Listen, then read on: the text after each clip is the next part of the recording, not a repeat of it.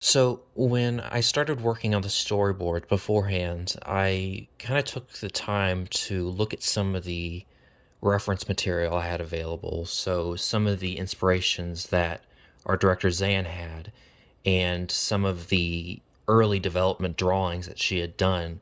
So, I could kind of understand what she had in mind in terms of the mood and how she wanted to tell this narrative. It was very different from what we had come up with in the end. It was very much a character driven story, focusing less on the baby king aspect of it and more on, and it had a very heavy focus on the journeys of the contestants in the story. So, doing these early drawings, Zan and I kind of worked on developing certain scenes, and we kind of worked together critiquing.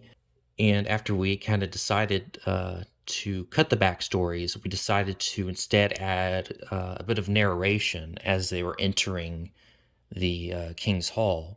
We decided to, rather than focus on the entire world of Dingledorf, we decided to instead just put the entire story within the confines of the castle.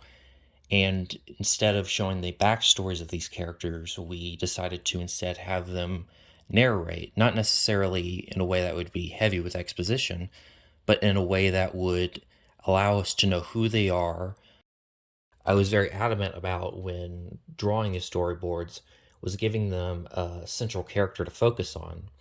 And based on the reference material that I was using, I had thought that that character would be the old lady.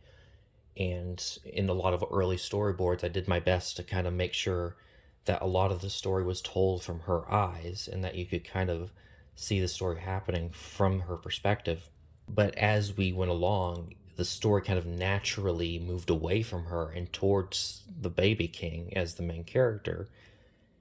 We knew that we wanted the blanket to burn, and we knew that the old lady needed to win the contest, but we weren't necessarily sure how the story would be told. And every time it got told, it was completely different in terms of its narrative and its tone. Some instances, it focused on the old lady and the alpacas. They made their great escape from the fire as the entire thing burned to the ground. In other instances, it was revealed that the old lady was just as sadistic as the baby king character, and I remember in one case I had actually come up with an idea where it was her all along who had been sabotaging the other contestants' blankets.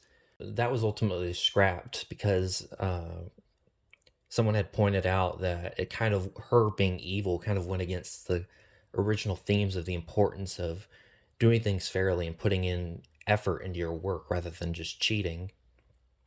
We decided that instead of focusing on her, we would once again move to the Baby King character and kind of focus more on his inability to learn from his mistakes. And I feel like that was more in line with the story we were trying to tell, with kind of showing these themes of a figure of immaturity being in power and how he refused to learn from his mistakes.